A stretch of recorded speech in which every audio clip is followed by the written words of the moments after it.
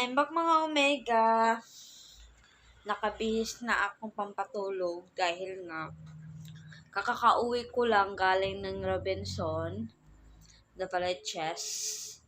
Nanonood ako ng United Nation coronation ni Manha, anak ng pamangkin ko kasi first cousin ko yung mama niya. So, anak ng pamangkin ko. Tapos, bago kaming umuwi, kumain muna kami sa Mang Inasal. At ang sobrang saya namin dahil marami kami. Tapos, yun lang guys. Thankful ako dahil hindi naman masyadong ma-traffic. Maaga ako nakauwi, alas 9 na pala. Pero hindi pa ako matutulog dahil nga may gagawin pa pala akong dokumento. May iniwan ng mga dokumento ang mga client namin dahil kukunin na bukas dahil ipapasa na nila to sa Comelec. Malapit na kasi ang deadline. Basta malapit ng deadline. So, talagang alangpada na talaga sila. Tsaka na sila nagmamadali pag deadline na pat ganon. Pero, tama-tama, umuwi ako. Dapat diretso sana ako sa Caloocan. So, hindi naman pwede dahil nga babalik pa rin ako sa Caloocan dahil nga may dadalhin pa ako. At tatapusin ko to para bukas makukuha nila itong mga dokumento na to.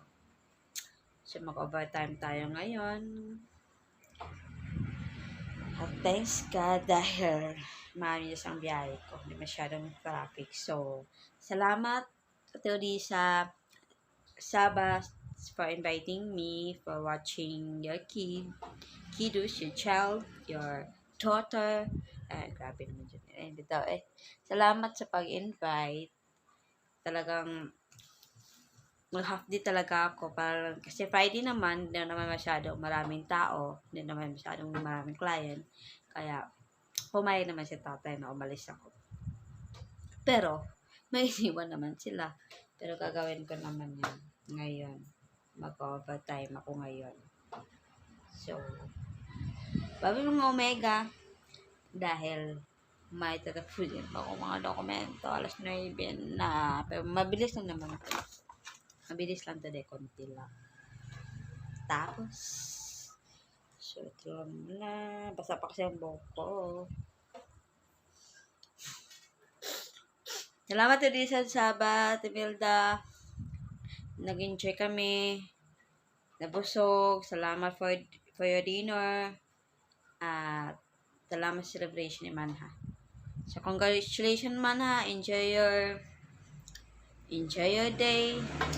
Enjoy kita sa karong adlaw. Ay, nakita niya yung mga classmate niya na magandang mga suot. Ay, nag-enjoy talaga siya kanina. Kaya, masaya din naman kami. So, good night mga Omega. Thank you for watching and thank you for your my videos and please subscribe my YouTube channel at salamat sa lahat nanonood kahit ang mga vlog ko ay tungkol lang naman sa sarili ko, tungkol lang naman sa mga lakad ko, tungkol naman sa mga kung ano ginagawa ko, kung hindi naman,